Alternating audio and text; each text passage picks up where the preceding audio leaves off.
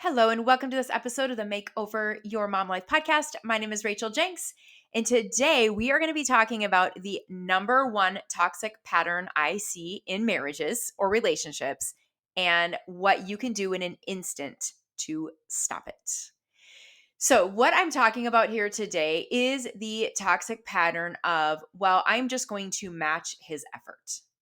And I bring this up because this was brought up as a comment on one of my TikTok videos here recently.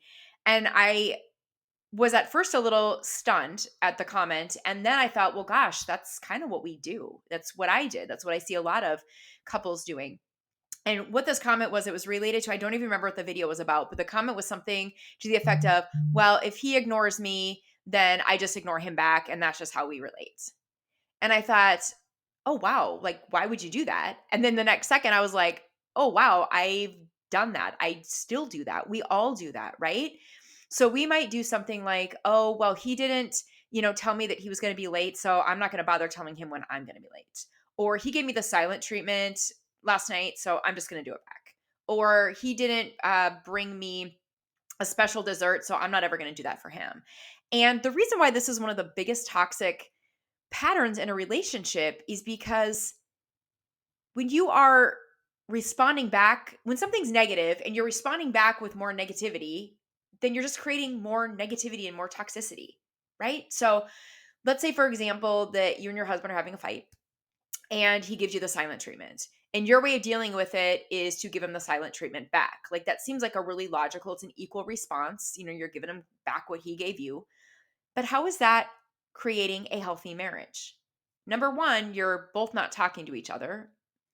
And number two, there isn't any person becoming the pattern interrupt to make the change. Now, I get it. When your spouse gives you the silent treatment, the last thing you want to do is be the quote, bigger person and respond back and start the conversation or get everybody out of the fight. You're both mad. You're both thinking, well, if he's not going to give me anything, I'm not giving him anything back. But that is toxic.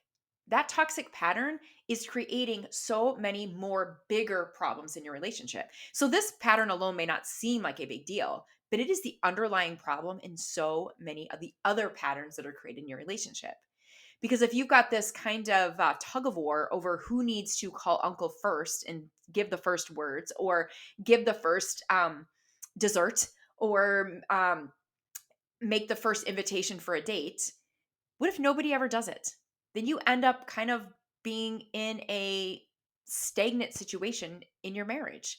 And that stagnant situation turns into loss of connection, loss of wanting to spend time with one another, loss of intimacy, loss of support. It turns into a whole bunch of things. And it all starts with a failure of one of the people in the marriage wanting to be the first to make a move, being the first to be a pattern interrupt. So, how do you fix this? It's simple. You become the pattern interrupt. You decide that even when you're getting the silent treatment, you're not going to give it back, that you're going to send that email that just says, hey, I was thinking of you. How's your day? It's hard. It's really hard to do those things, especially when you feel like you're getting the short end of the stick or you're not getting enough attention or he doesn't tell you he loves you enough. But even if he doesn't tell you he loves you enough, why can't you be the one that says, I love you? Even if he never says it to you, why can't you be the one that says, I love you? Remember, the goal of a marriage isn't for two people to make each other happy and two people to give each other what the other one wants. The goal of a marriage is to have two complete individuals coming together in a relationship. I remember listening to Gabby Bernstein years ago when I first getting started in the self development space. And she talked about, would you rather be happy or would you rather be right? And maybe you are right in giving the silent treatment again. Maybe he deserves the silent treatment because he gave it to you, or maybe he said some awful words to you. So maybe he deserves having those awful words sent back to him. But is that truly what is going to make you happy? Is that what is going to help you be the strong, resilient person that's undoing all of these toxic patterns in your marriage and is creating new healthy patterns? The new healthy pattern is that you put an end to the silent treatment by sending that really difficult email or by going up behind him and just giving him a hug when maybe he's not giving you the affection that you feel like you deserve lately. The most toxic pattern in a relationship is this idea that you only give what you get or you give what you're getting. He gives you the silent treatment. You just decide that you're going to give it back because, well, that's all he gave you.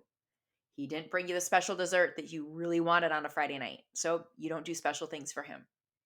You don't call him on the way home from work anymore. Well, because he stopped doing that to you. Why?